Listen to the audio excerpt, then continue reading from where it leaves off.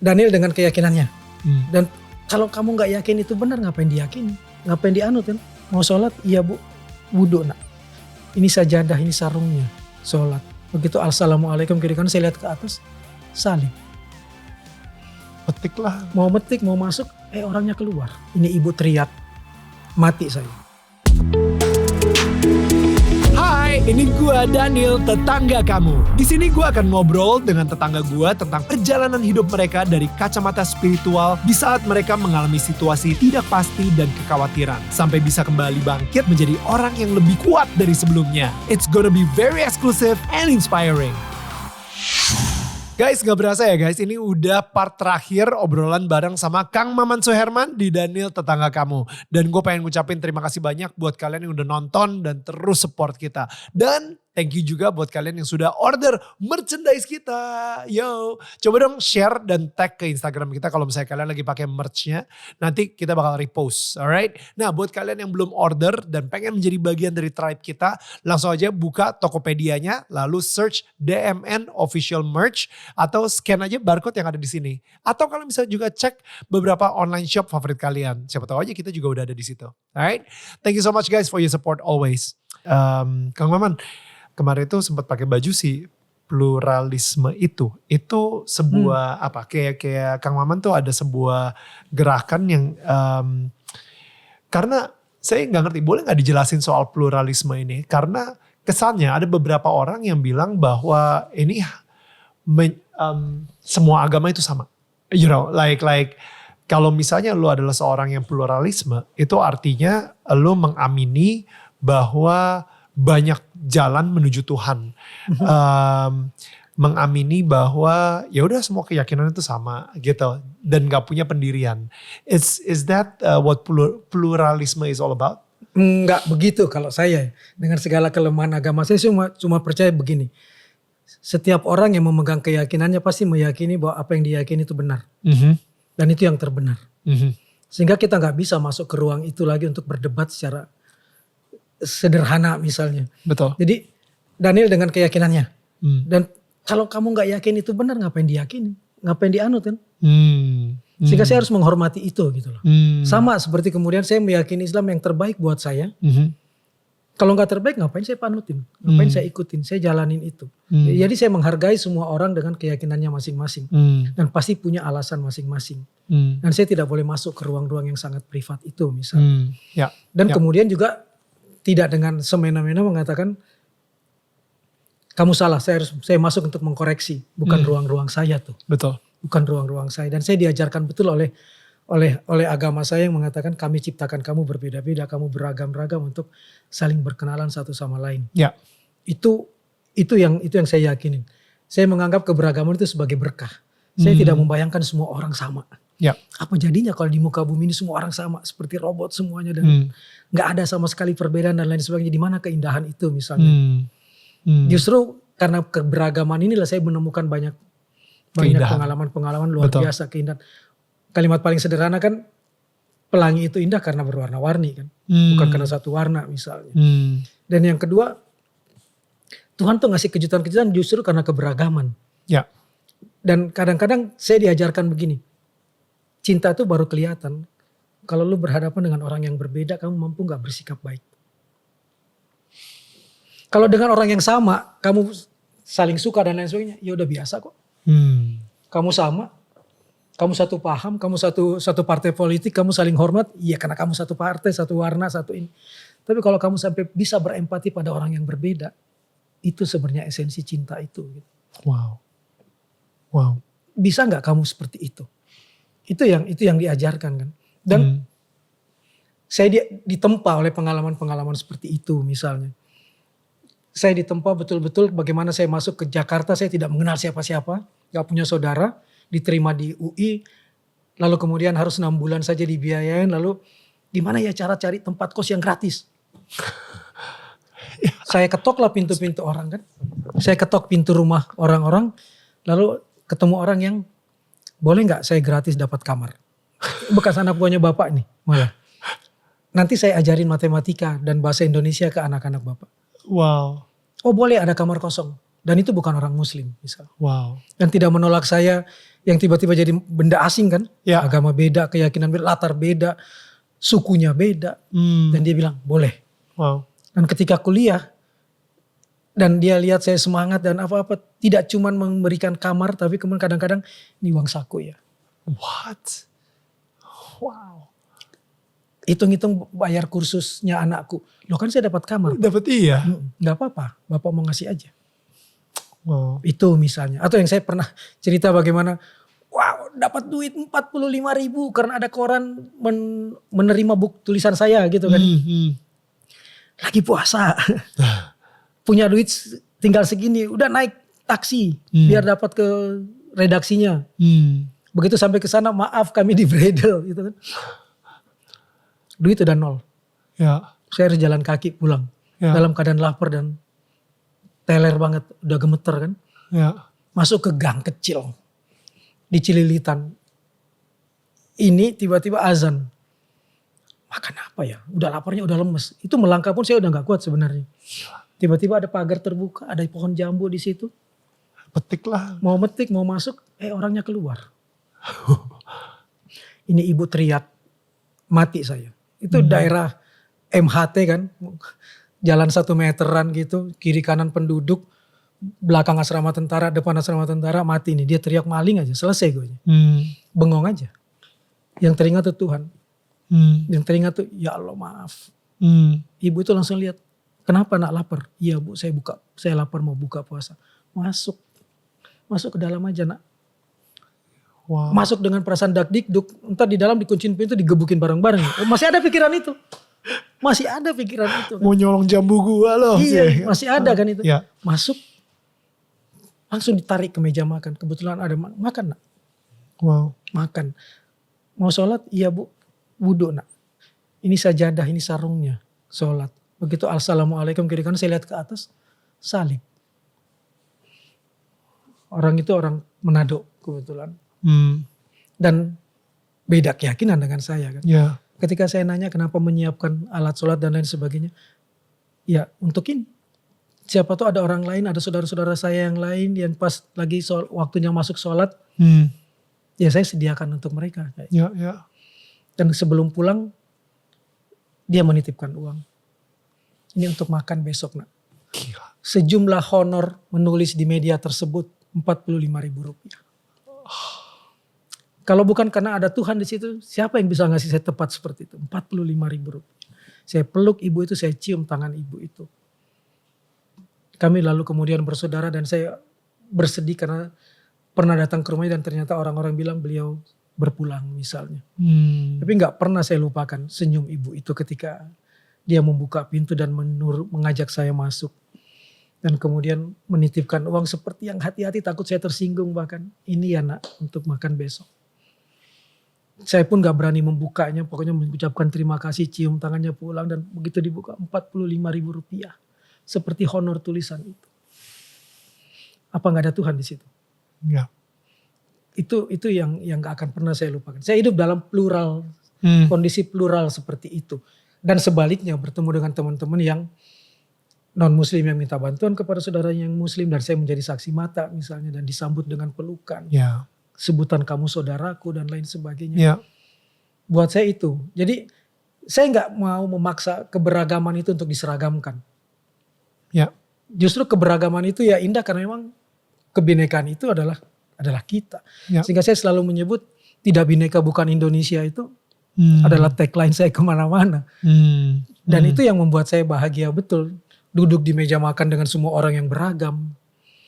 Bertemu dengan orang yang salah satu sahabat saya yang hampir belasan tahun menjadi sahabat saya terus namanya Sonitan. Udah jelas. Darah Cina, Medan, non muslim misalnya.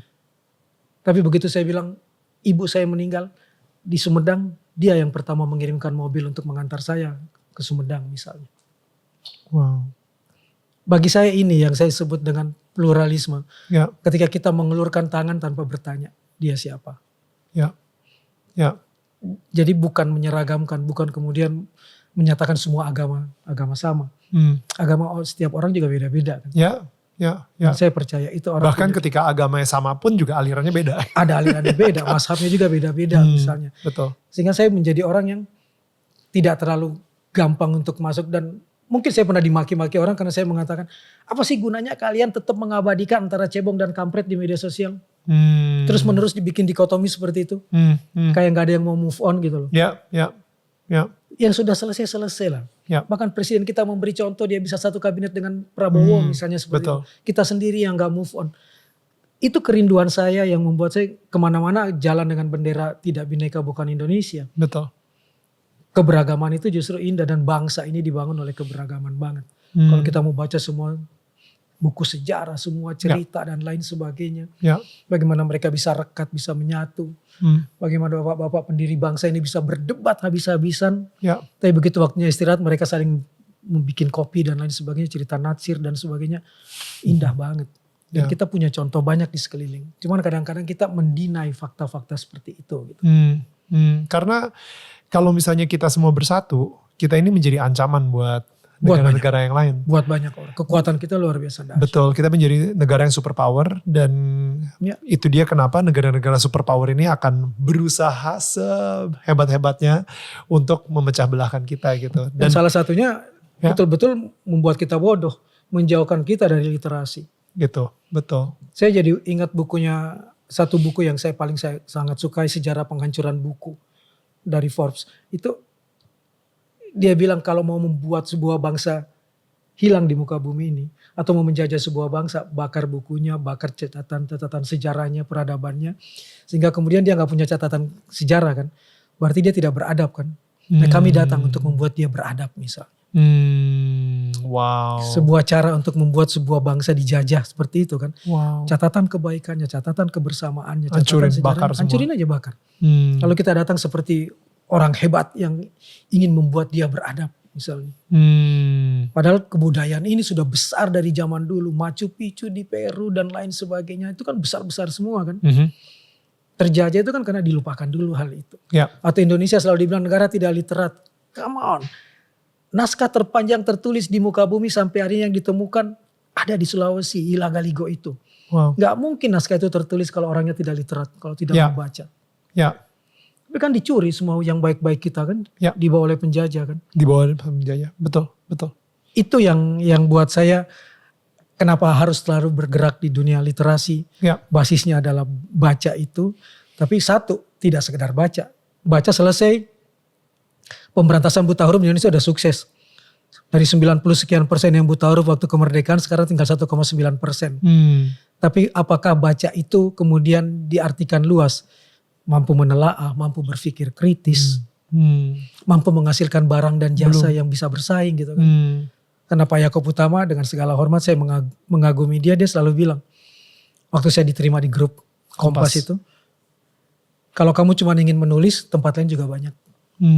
Bukan cuma di sini. Kamu gaji yang lebih besar, banyak yang juga lebih besar dari Kompas. Tapi kalau kamu bisa bersama-sama saya untuk 3 hal, to enlighten, to enrich, to empower, di sini tempatmu. Karena itulah literasi. Memberi terang, dari tidak tahu menjadi tahu, habis gelap terbitlah terang, yang ada dalam ajaran Islam, minaz zulumati ilan nur itu, yang dipakai Kartini menjadi habis gelap terbitlah terang. Kalau kata saudara saya yang non muslim, jadilah terang dunia. Kalau kami jadilah nur cahaya misalnya. Lalu to enrich, memperkaya wawasan dan memberdayakan. Dan itu juga yang diajarkan oleh bapak bangsa kita, Ki Hajar Dewantoro, yang bilang literasi itu kan sejatinya patrap triloka. Ngerti, ngerasa, ngelakoni. Tidak cuma kamu bisa baca, tapi kamu mengerti apa yang kamu baca. Kamu bisa rasakan. Dan kamu bisa lakoni, kamu bisa praktekkan. Baru kita bisa jalan. Nah sekarang kita mau dijajah terus, dikalahkan terus, jadikan bangsa kecil terus. Ngertinya aja kita digunting gitu loh. Jumlah buku kita berapa setahun cetak? 345 juta. Penduduk 275 juta. Satu orang berebut, kalau menurut Kepala Perpusnas, di Indonesia satu buku diperebutkan oleh 90 orang. Sementara negara literat seperti Finland, Islandia, Norway, Swedia, Denmark, setiap orang setiap tahun membaca 40 buku per orang per tahun. Gila. Di Indonesia satu buku diperebutkan 90 orang. Kapan kita literatnya? Jadi bukan persoalan minat baca yang rendah, tapi akses antara buku dengan manusianya yang jauh. Toko buku Gramedia berapa banyak sih? Paling 115, 120 gak sampai. Betul. pulau kita 17.001 di tahun 2022. Ya. 17.001 dibanding 120-an buku. Sesuai toko. Toko buku. Yeah. 2016 saya ke Sulawesi Barat. Universitas terbaiknya aja belum punya perpustakaan. Aduh. Sehingga dia kalau mau beli buku harus ke Makassar 8-10 jam. Ya. Misalnya seperti itu. Jadi bukan persoalan orang gak mau baca. Orang kita mau baca, mau mengerti dan lain sebagainya. Persoalannya kita dijauhkan dengan akses tersebut. Dengan kemiskinan, dengan dipecah belah seperti itu. Ya. Coba kalau saya, Daniel dan siapa berbeda agama dan lain sebagainya. Daniel di Sulawesi Barat mau ke Makassar. Saya bisa nitip, boleh gak nitip beliin Al-Quran juga? Tanpa saya perlu mempertanyakan Daniel. Saya tahu Daniel Kristen misalnya, tapi dengan senang hati Daniel bilang, sini titip. Siapa lagi yang mau beli Al-Quran gue beliin. Coba kalau semua kekuatan itu bersatu seperti itu. Ya. Indah banget kan sebenarnya negeri ini. Ya. Persoalannya itu dengan mudahnya kita suka dipecah belah dan dibodoh-bodohin itu. Dan kadang-kadang kita lupa pada alinea keempat pembukaan tuh, bahwa tujuan salah satu bangsa ini diberdirikan mencerdaskan kehidupan bangsa. Ya. Dan itu yang kadang-kadang orang lupa. Itu yang pagi ini pun saya ramaikan di Instagram saya untuk mengatakan, ayo Pak Jokowi tanggal 17 bikin lagi kemerdekaan baru. Pengiriman buku gratis antar pulau gitu loh. Itu kecil Pak dari dananya dibanding beri subsidi pada kendaraan listrik. Asli, bermasalah juga tuh nanti itu aki apa baterainya mau dibuangnya gimana tuh Pak? Masih banyak PR-nya kan. Tapi kalau buku nggak akan pernah habis kan, nggak akan pernah selesai. Orang akan tetap membacanya kan, dan selalu menjadi gudang ilmu kita kan. Yeah. That really inspired me Kang Maman. Karena saya sendiri juga memang udah, sebenarnya saya lebih suka baca buku komik. Oke, tapi beberapa, actually ya 10 tahun yang lalu gitu saya memutuskan untuk tiap hari 15 menit baca buku yang baik buat diri saya. Entah itu biografi atau self-development. Ada beberapa buku-buku yang sampai sekarang ini evergreen banget gitu, kayak 7 Habits of Highly Effective People, ya kan, yang Coffee ya, Atomic Habit yang sekarang ini new classic menurut saya. Tapi saya baru mendapatkan hal itu karena saya sempat memutuskan gue nggak peduli setiap hari gue bakal baca buku 15 menit sehari gitu. Tapi saya tahu kenapa dirimu akhirnya menciptakan brand The Malaf Indonesia. Ya. Kenapa? Neil Gaiman 2007 datang ke Cina. Kongres fiksi ilmiah dan buku fantasi. Oke. Dan itu untuk pertama kalinya diadakan di Cina. Sebelumnya buku fantasi dan fiksi ilmiah dilarang di Cina. Oke. Dia deketin pejabat. Kenapa tiba-tiba Cina membuat kongres fiksi ilmiah padahal dulu buku-buku fiksi ilmiah dan komik yang dibaca oleh Daniel itu gak boleh ada di Cina. Kata pejabat Cina, apa sih yang gak bisa dibikin orang Cina? Asal lo kasih tata cara membuatnya dia pasti bisa bikin. Ya. Tapi terus menerus menjadi pengekor, bukan inovator, bukan pembuat, tidak punya imajinasi. Ya. Sehingga dia mengirimkan orang-orangnya ke negara GAM. GAM itu artinya ke Google, ke Apple, ke Microsoft. Right. Untuk cari tahu, ini orang-orang hebat ini kenapa bisa menciptakan sesuatu yang tidak pernah terbayangkan oleh kita. Hasil temuannya adalah 90% yang menciptakan itu adalah pembaca-pembaca komik sejak kecil. Karena dia mendapatkan imajinasi di luar yang terbatas yang bisa dia lihat. Mimpi-mimpi yang luar biasa yang tidak terbatas dan kemudian bisa dia wujudkan. No wonder. Jadi kalau kamu bisa membaca komik lalu kemudian menciptakan sesuatu yang semua orang di depan mata bilang, semua tahu kok tentang itu, tentang cinta kepada Indonesia. Tapi menciptakan brand itu, pasti kena imajinasi yang luar biasa. That's true. That's true. Jadi buat saya komik pun dahsyat banget. Dia bisa membuat kita keluar dari kotak-kotak keterbatasan itu dan menciptakan imajinasi. Berinovasi habis-habisan. No, that's true. Jadi kebayangkan buku aja yang kita sebut sebagai fiksi saja bisa menembus dunia dan yang kita tidak pernah membayangkan ternyata bisa terwujudkan misalnya. Dan itu yang kadang-kadang dipotong dari Indonesia untuk gak usah baca deh. Gosip aja deh. Iya, gosip aja deh. Gosip aja deh. Dan jadinya kita masyarakat yang seperti yang Cina bilang sebelum 2007. Setelah orang bikin baru kita bilang, gue juga bisa. Tapi setelah orang jadi ekor, lo tetap akan jadi epigon, gak pernah jadi kepala gitu. Dan bangsa yang besar gak akan bisa kalau cuma terus-menerus jadi ekor. Ya. Dan gue, sebenarnya masih 275 juta penduduk. Pasarnya brand-brand dirimu ya. belum tercapai kan 10%-nya pun hari ini. Belum. Gak usah mikir luar negeri dulu aja kan. Yoi, itu pasar dia. sini aja. Itu. Kan? Istri gue juga selalu bilang kayak gitu. Karena kita semua pengennya go internasional. Itu dia. Lu ngapain go internasional kalau misalnya lu belum tap in ke 270 juta orang di Indonesia.